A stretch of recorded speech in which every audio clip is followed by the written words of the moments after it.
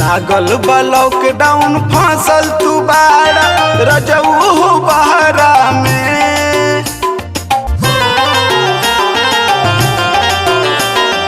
लागल बा लॉकडाउन फांसल तू बाड़ा रजऊ बहरा में। आवे दमाई के पहरा तई ह गाँवे दशहरा में।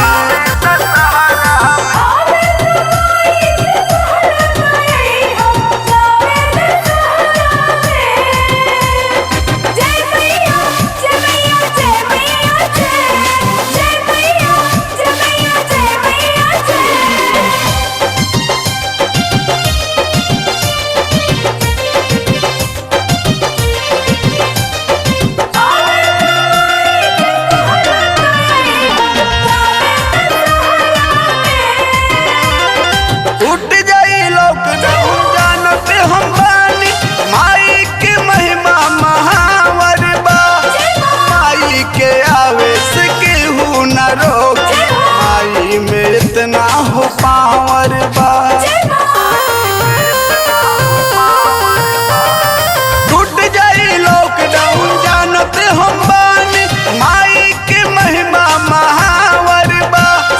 माई के आवे से केहू न रोक माई में इतना हो पावर बा।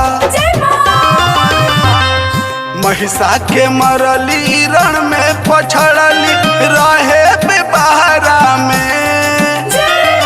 अभी तो माई के पहरा तई ह गाँवे दशहरा में।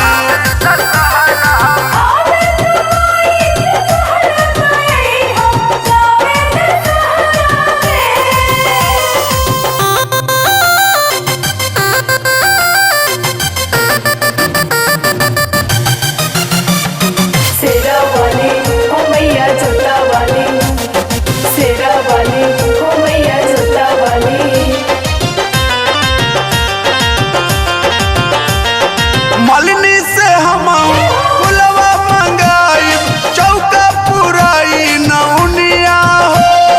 तोहरा के पुतवा माई के रूपवा कहले बाटे चुन मुनिया हो। मलिनी से हम फुलवा मंगाई चौका पुराई नौनिया हो। तोहरा के पुतवा माई के रूपवा कहले बाटे चुन मुनिया हो। माई के गवही पंडाल लगवाई नाजिब महारा में। आवे तो माई के पहरा तई ह गाँवे दशहरा में।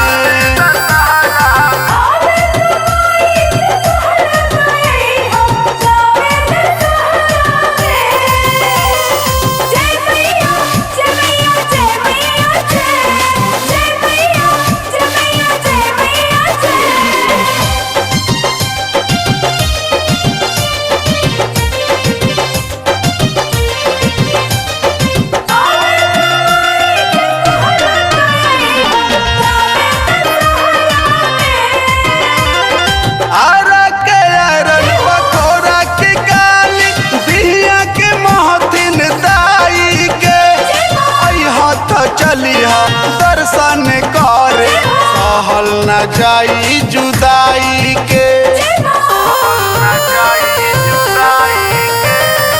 आरा के अरन पकोरा के गाली बिया के महतिन दाई के।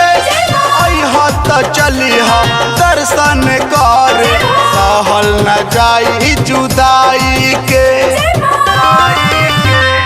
संगे जइहे सोनू ससरामी बाड़न